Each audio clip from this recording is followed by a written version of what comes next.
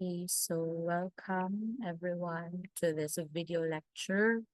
So I will be discussing to you the non-fermentative group since we're done with the Enterobacteriaceae. So they are again considered as fermentative gram-negative bacilli. So now we'll proceed with your non-fermentative gram-negative rats. Before anything else, we'll just first discuss the introduction about non-fermentative gram-negative bacilli. Okay, wait lang.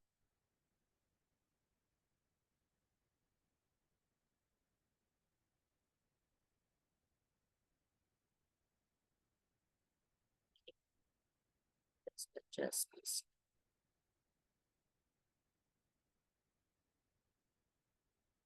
Okay, there. So we'll discuss your non-fermentative gram-negative rods. Okay, so still in gram-negative. So yan, we have the classification of our bacteria. So wait lang guys. Kailangan ko siya i-present to you.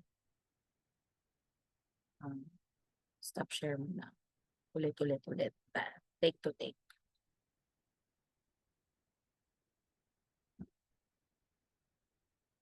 Ayan. Okay, this one. So non-fermentative gram-negative rats. So basically, the group that belongs to this classification of your bacteria is your Pseudomonas group.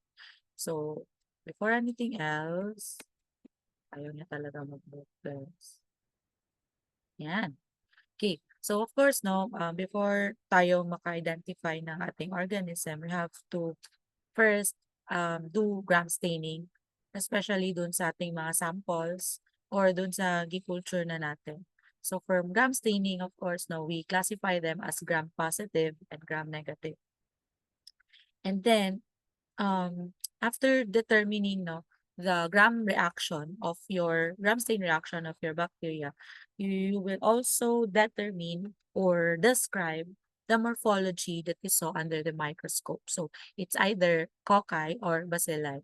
So we have discussed the gram positive cocci, di ba? We have discussed the gram positive cocci. We have your staphylococcus and streptococcus and micrococcus group. Okay. And gram-positive bacilli, we'll discuss it sa next natin na lecture video. We have also the gram-negative cocci, which is your Neisseria and Moraxella. And also your gram-negative bacilli, so your Enterobacteriaceae. And also this non-fermentative group that is your Pseudomonas group. Ayan, so in a gram-negative bacilli, of course, you will also do follow-up test. So the same way as we identify um, our gram-positive cocci. So as you can see here, so gram-negative bacilli, of course, we will perform oxidase test. Okay, so if it is oxidase positive, remember that your oxidase test determines the presence of what enzyme? Okay, ako na lang tubag. Cytochrome C oxidase enzyme. So it uses TMPDD or the tetramethyl paraphenylene diamine dihydrochloride na reagent. And the positive result of that is color, hindi ako na lang tubag guys, purple. So positive result is color purple.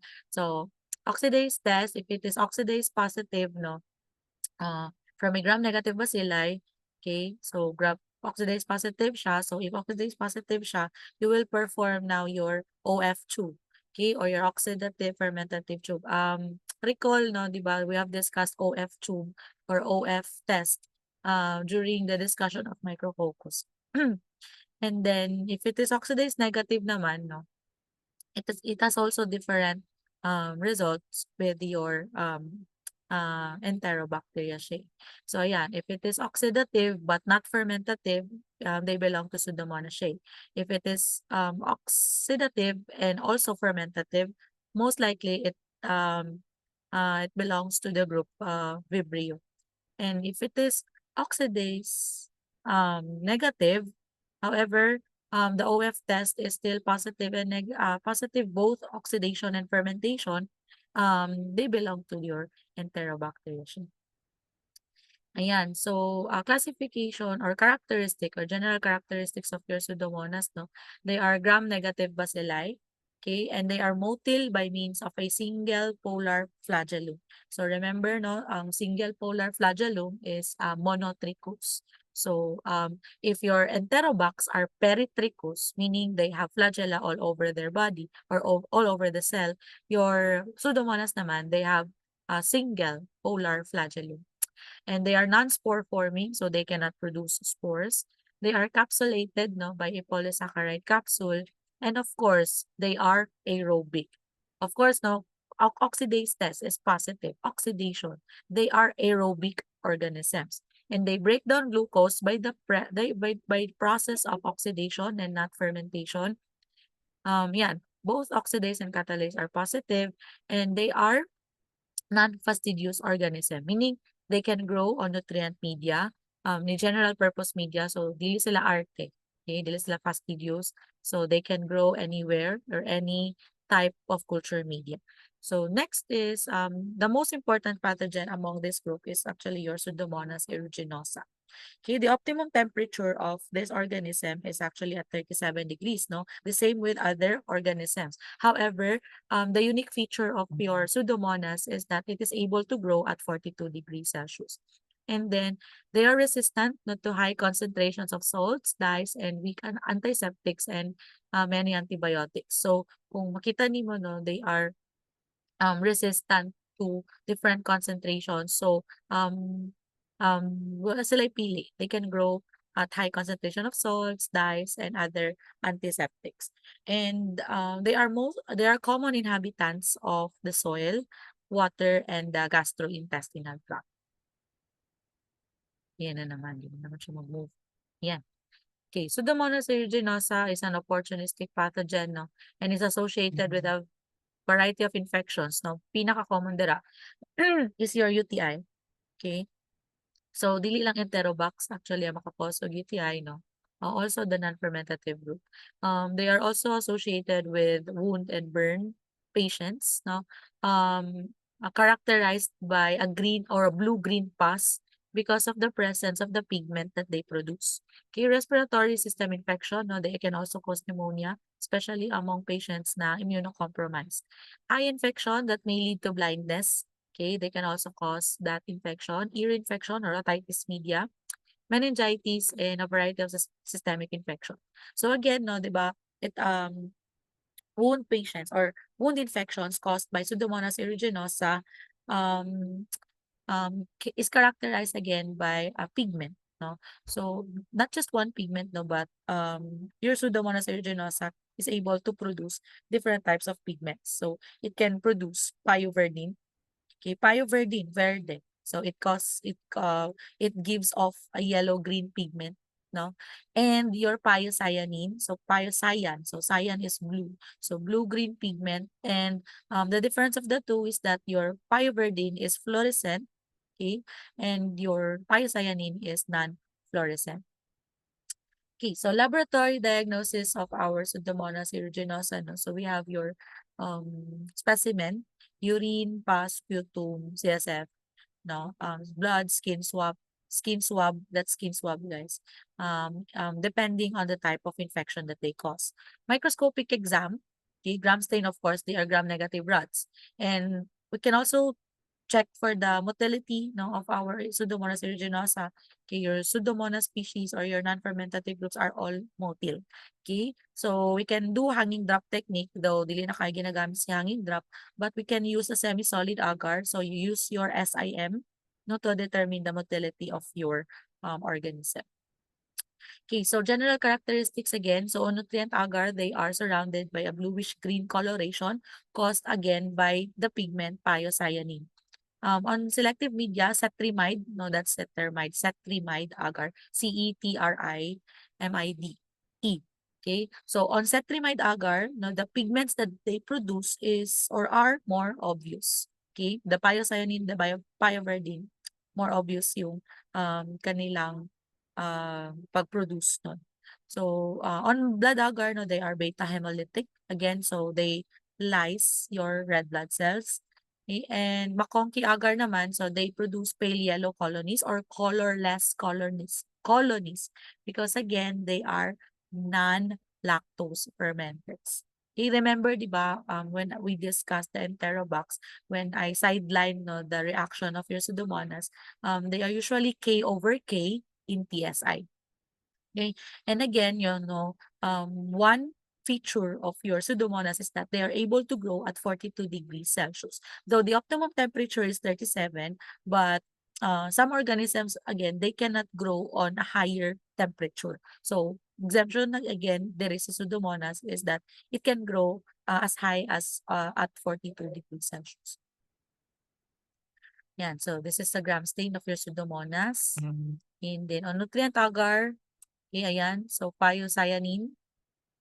Okay, so medyo color blue. Mas evident ang color niya using the cetrimide agar.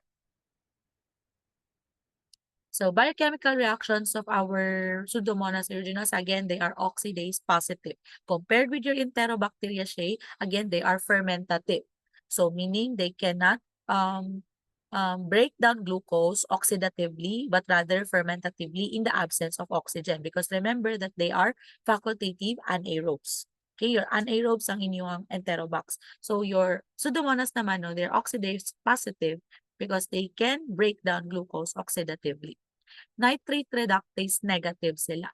Okay, so they cannot reduce nitrate to nitrite. Compared again with your Enterobacteriaceae, so di ba your Enterobox is able to, or your Enterobox are able to break down your nitrate or reduce rather your nitrate to nitrite in the presence of the nitrate reductase enzyme. So kung kaniyang mag-cause og UTI, dili mag-positive si nitrite result sa urine. Okay? Gelatinase positive also and they can utilize citrate. So citrate positive din sila. Okay, so let's discuss no the tests that we utilize no to detect the presence of this type of bacteria. Ayan, so okay. Okay, ako na ning open tanan guys. Ayan. Okay. So, in the presence of cytochrome oxidase, again, present in your Pseudomonas species, no, we do oxidase testing. So, your oxidase test uses this reagent, no, or substrate. Okay, remember that your enzymatic reactions needs a substrate and an enzyme to produce a byproduct. Okay, so your oxidase reagent, okay, is your TMPDD, katong taas kayo remember sa prelim na akong gi-discuss, your tetramethyl paraphenylene diamine dihydrochloride. Kulang pa na siya. That's dihydrochloride. That is a colorless substrate. Okay? So colorless substrate that when in the presence of cytochrome oxidase, okay, it will be broken down into indophenol. Okay? This indophenol now is characterized by a purple color. So, muna na inyong makitaan sa test kit, no, that produces purple color. So, meaning the cytochrome oxidase enzyme is positive or present in the bacteria. Ayan. So, how do we do oxidase test? So, hold a piece of oxidase test paper with forceps and touch to the area of a colony or a growth of the bacteria. And then use a platinum loop, no, or applicator stick, okay, to get a colony. And then the positive result of that, no, within 10 seconds, if a purple color, if the indophenol is produced, no, baspas yung reaction na ay color purple appearance on your paper. In 10 to 60 seconds, no, it is still considered positive, but beyond 60 seconds, nag-change ang color niya from colorless to purple. That is considered negative na. Okay? So, ayan. So, 10 to 60 seconds lang, Jud, positive results of your oxidase test. So, kung makita ninyo sa picture, no, dito is purple and purple. Okay. Okay, next is the OF or oxidation fermentation test. So, the principle of this one is we determine the bacteria or we determine the ability of the bacteria to break down glucose oxidatively or fermentatively. So, we use two tubes for this one, duaka tube. Okay, duaka tube. So, the medium that we use no is the OF medium or also known as the Ewan Leifson medium. So it is formulated not to detect weak acid produced by or from saccharolytic microorganisms. Ayan. So OF medium, composition of that is that it has sugar or glucose, primarily your glucose, that's 1% of glucose. And it has also low percentage of agar and peptone. And it has pH indicator, which is your bromthymol blue. So uh, the reactions no inside the OF medium will depend no kung unsa ang iyang i-emit na positive or color or rather the color. So if it is alkali no there is no oxidation that happen or there's no fermentation that happen, it will remain as blue or green. Okay? And if it is acidic again, 'di ba? Pag acidic, there is color yellow or yellow ang color niya. There is acid production, meaning na broken down ang glucose into acids. Okay? Yan. So your OF medium is actually different from your carbohydrate fermentation medium. Ayan. Differs because your OF medium is actually sensitive, more sensitive than your carbohydrate fermentation ng mga tubes. So example that is your TSI because it detects even the smallest amount of weak acid produced by your bacteria. So mas sensitive actually na test si OF compared with your TSI. Okay, and OF medium is more sensitive because of the presence of a higher concentration of glucose, no? So compared with your TSI, no, lower ang concentration ng kanyang sugars, your OF medium kay increase. So mas sensitive na siya, mas dali na siya makadetect og acid because of the presence of high glucose. Lower percentage of peptone, no, to reduce because peptone can produce alkaline amines, which neutralizes now the acid that is produced by the fermentation process. Okay? Next is lower din ang kanyang agar, no? Making it lower ang percentage ng kanyang agar because or making your media semi-solid. And it facilitates no the easy diffusion of the acids produced by your organisms throughout the test tube. Okay? Or throughout the medium. Ayan, so procedure, no? So each organism again is inoculated. So of course, one organism lang imong i-inoculate into two different tubes. So you have your tube 1 and tube 2. Okay, so inoculation must be carried out as a stab within 1 centimeter of the bottom of the tube. And then one of which is covered with mineral oil to exclude oxygen. So one tube, duha ka tube, di ba? So there are two tubes with or using your UN Leifson medium or your OF medium. So semi-solid medium siya. So if you have an organism that is suspected with an oxidative or non-fermentative na bacteria, so what will you do is that you inoculate your unknown organism or test organism to two tubes by stabbing the agar. So mag-stab ka sa both agars, okay? And then the first tube should remain open. Okay? Meaning open lang siya. Because you have to introduce air, of course, no, to detect the presence of oxidative organisms. Tapos kung ang isa open, ang isa should be closed. Paano siya i-close, ma'am? Utangan siya mineral oil.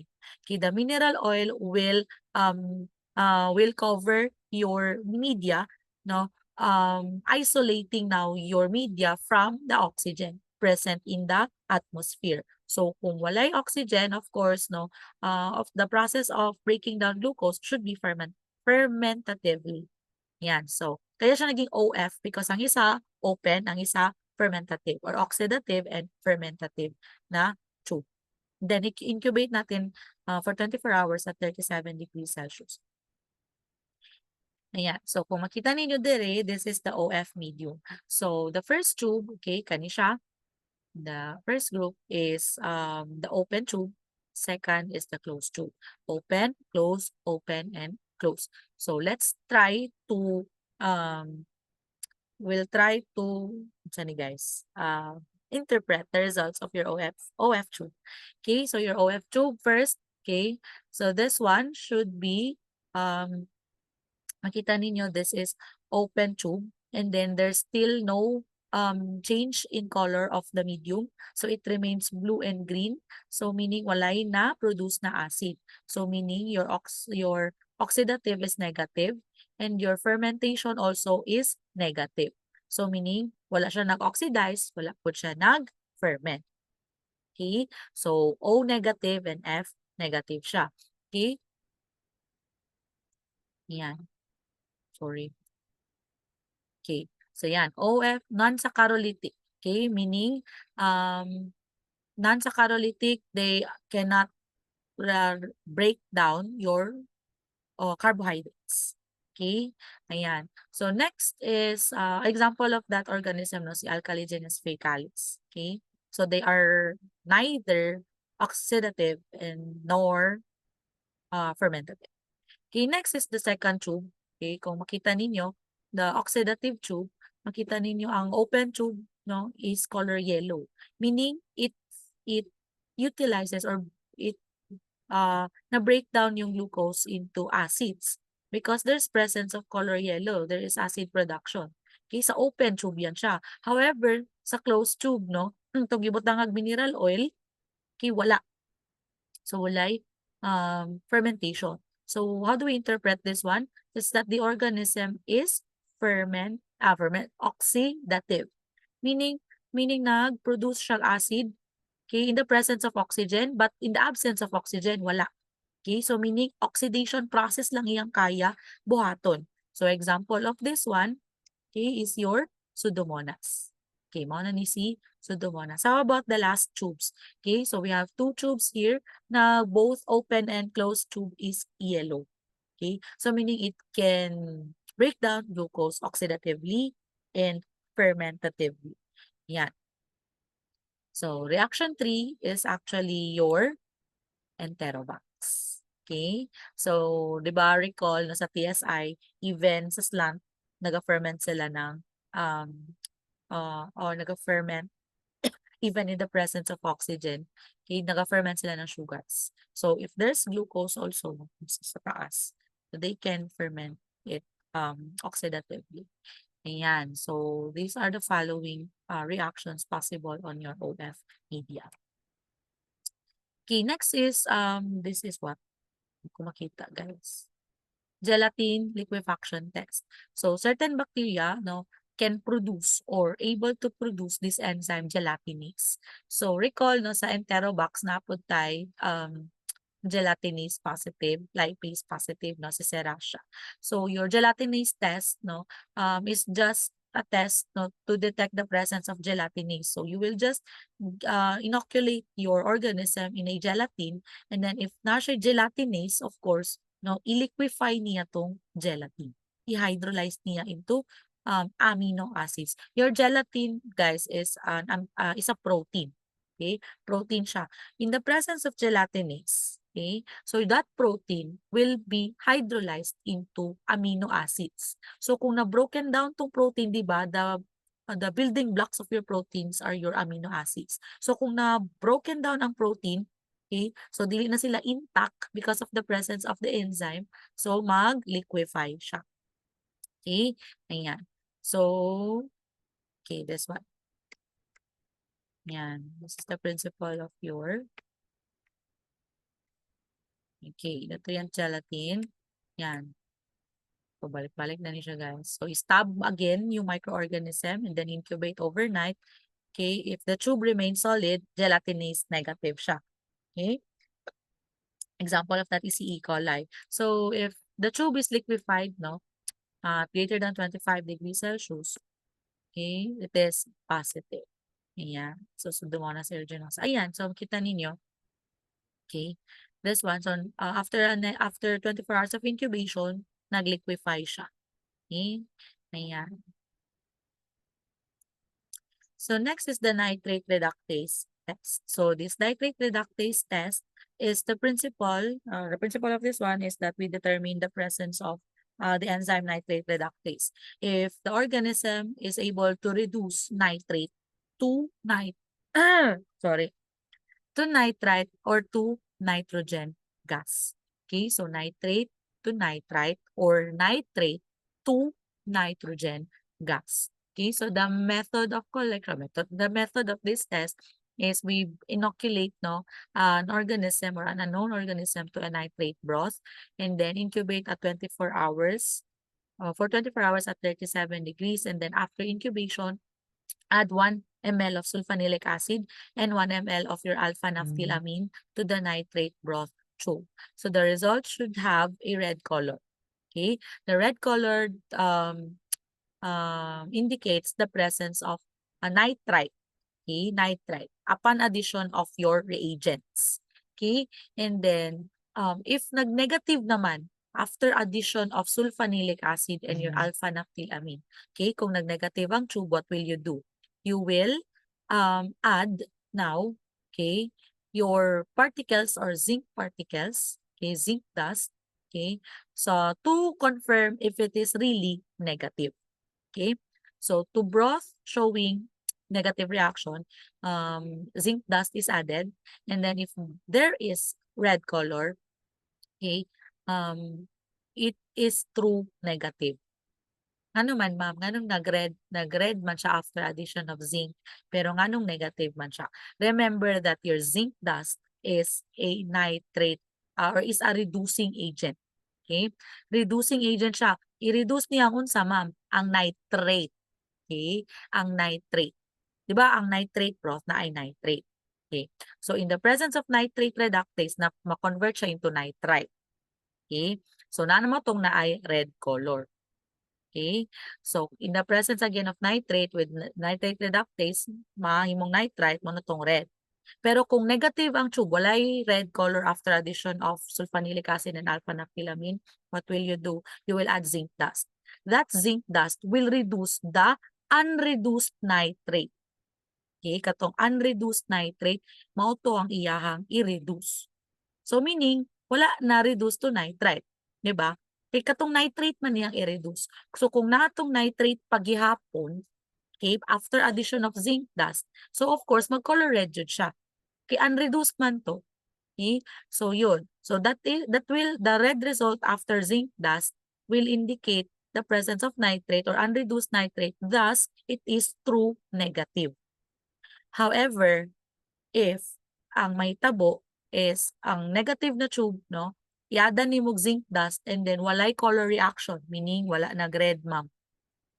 So meaning na-reduce ang nitrate into nitrogen gas diretso. Okay, di ba si nitrite lang man ang mag-red? So katong pag-reduce karon sa imuha or pag-add ni mog zinc dust karon and then walay reaction, walay red reaction. Okay na, meaning na-reduce ang nitrate to nitrogen gas diretso. Okay? Ayan. So, isa-isaw na to. Sige. Ayan. So, nitrate, nitrate reductase, so nitrite. Okay? So, it produces red diazonium salt. So, this will be, this is positive na. Okay? Kaning red diazonium salt, this is positive. If no red color, okay, again, mag-add taog zinc dust. Okay? Zinc dust. Ayan. Ayan. So, this one is the nitrate broth. So, in the presence of the microorganism, no, mag-add tanog sulfonilic acid and alpha-naphthylamine. Okay. If there's red color, of course, it's positive. Okay. If it is negative, okay, what will you do? You will add your zinc dust. Okay. So, again ha, pag red, of course, positive na diretso. Pero kung negative gani, mag-add pa kag zinc dust. So, what will happen? So, after addition of zinc dust, if there's red color, okay, if there's red color, meaning negative. Okay? Pero kung nagstay siya og colorless or wala siya nag-color reaction, walay color reaction after the addition of zinc dust. Zinc dust, meaning ang nitrate is further reduced to nitrogen gas. Okay? Di ba your gases are colorless? So yun. So meaning it is positive. Okay? Kung walay color reaction again, that is positive. Okay? Ayan. Ayan. So that's the end of your non-fermentative na organism, no, introduction to your Pseudomonas na species na group. Okay, so now we'll discuss your the Pseudomonas na mga species. Where is it?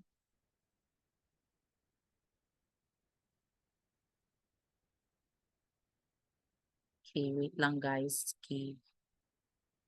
Ay, saan na to?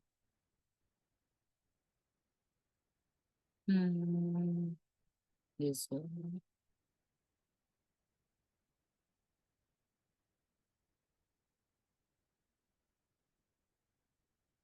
Ayan. So now let's proceed with your Pseudomonas and the non-fermenters. So, di ba, na-introduce na nato that the most important pathogen of the Pseudomonas or the non-fermentative group is your Pseudomonas species. Okay?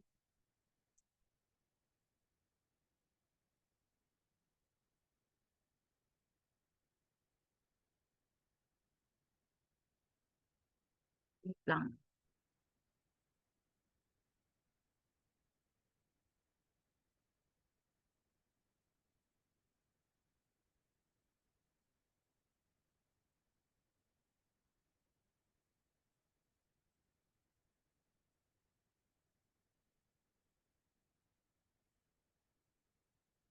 Okay, so we'll discuss your Pseudomonas. So again, general overview of this organism, no, they are opportunistic pathogens. So again, they can cause infections if the immune system of our host is compromised.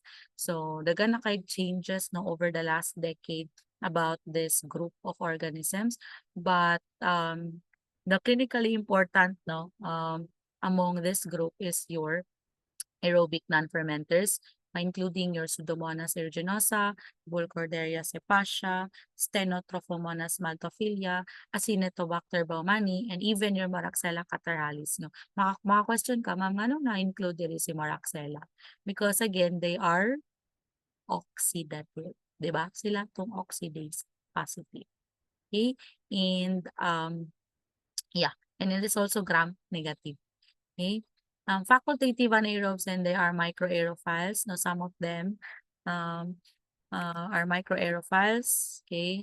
Ayan. So your pseudomonads are actually classified into 5 rRNA groups. I'm sorry. Okay. So general characteristics of a non-fermentative, no, oxidative gram-negative bacilli, they produce acid from glucose only in the presence of oxygen.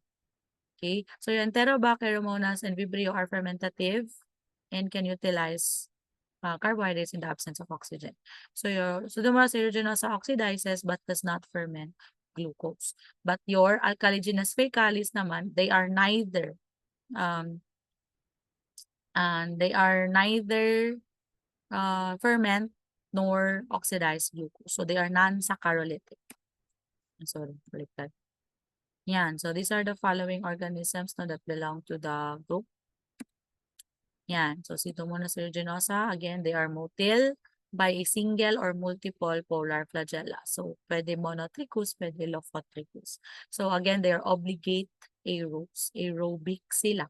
Aerobic meaning they need oxygen to survive. Oxidase, no? And usually catalase positive. Non-fermentative, no? Um, organisms or chemoheterotropic and minimal lang ilang nutritional requirements again because they are non-fastidious. Okay?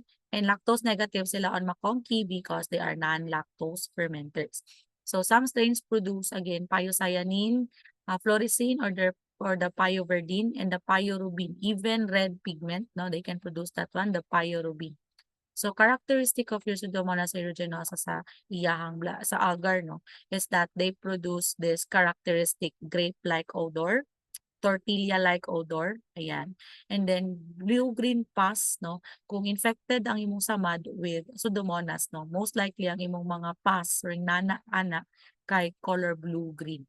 Okay? And broad ang iyang antibiotic resistance because again of the presence of plasmids no that carries resistance genes or antibiotic resistance genes. Ayan, so physiology and structure no. It has polysaccharide capsule. Ayan. Mostly epidemiology niya is that nosocomial lang infections moist environmental sites in the hospitals. So, mostly nana sila sa mga sinks, no, mga moist environment, sa toilet, sa respiratory, and even your dialysis equipments. And can transiently colonize the respiratory tract and the gastrointestinal tract of hospitalized patients, okay, particularly those treated with broad spectrum antibiotics. Okay? Yan. So, ayan, characteristic of that, no, is that they produce again pyocyanin and pyoverdine. Okay? Ayan, bluish green color. Yun na lang characteristic, yes. Okay? So, treatment and prevention and control of these organisms is the use of two antibiotics, okay, using your aminoglycoside and beta-lactam antibiotics. Okay, so dili kayo effective isa lang ka type of antibiotic ang imong ihatag sa patients infected with this bacteria. Okay? Ayan, so no hospital infections, no, control of that or prevention of that is that they should sterilize, no, more often their equipments because again, your Pseudomonas thrives in a moist environment. Okay? Ayan. So, these are the following virulence factors. No, we have the capsule, pili, lipopolysaccharide, pyocyanin. Okay, the toxins that they produce, exotoxin A, which inhibits now your protein synthesis or the 60S subunit of your proteins, exotoxin, cytotoxin, elastase. So, these are the following toxins and enzymes that they produce. Ayan. So, next is your antibiotics na mechanism of action. So, beta-lactams, ayan. So, these are just mechanism of resistance or your antibiotic resistance in Pseudomonas aeruginosa. Okay, next is your Burkholderia cepacia. So, your Burkholderia cepacia na has these organisms, no? Si cepacia, Pseudomallei, gladioli, and si Malay. Okay, so si cepacia, no, mostly associated with respiratory tract infections, particularly in patients with cystic fibrosis. Okay, UTI, septic arthritis, blah, blah, blah. And Pseudomallei, no, asymptomatic ang yung colonization, usually from skin infection, okay, with regional lymphadenitis, fever, ayan. Your gladioli naman, same with cepacia, and your Malay is the glanders disease in livestock. Ayan. So next is si Pseudomonas maltophilia. Ayan. So formerly named as Pseudomonas maltophilia and then naging Xanthomonas and until naging Stenotrophomonas maltophilia siya. So it is usually associated with nosocomial infections. Again, most of the group among non-fermentative organisms, they are nosocomially acquired. Okay? Yan. So normal flora can infect wounds, urinary tract, and blood. So other infections no, caused by your Stenotrophomonas is that it causes bacteremia, pneumonia, meningitis, wound infection, and UTI. Okay, hospital epidemics from contaminated moist reservoirs. So again, no, they thrive on moist environment, such as disinfectant solutions. Okay, again, ano man silang makathrive sa disinfectant, na disinfectant na sila. Again, they can resist, no, some, not necessarily antibiotics, but your antimicrobial agents. Respiratory equipment, ice machines, and anything na moist na water. Risk factors, of course, no, kung sige ka hospital, no, eventually you will acquire this infection, especially if dili competent imong immune system. Impaired host defense mechanisms, okay, and long-term use of broad-spectrum antibiotics. So prevention and control, no resistance to multiple antibiotics, okay. You use different types of or other types of antibiotics. Now you can use SXT or trimethoprim sulfamethoxazole and your chloramphenicol, tetracycline, and your ceftazidime.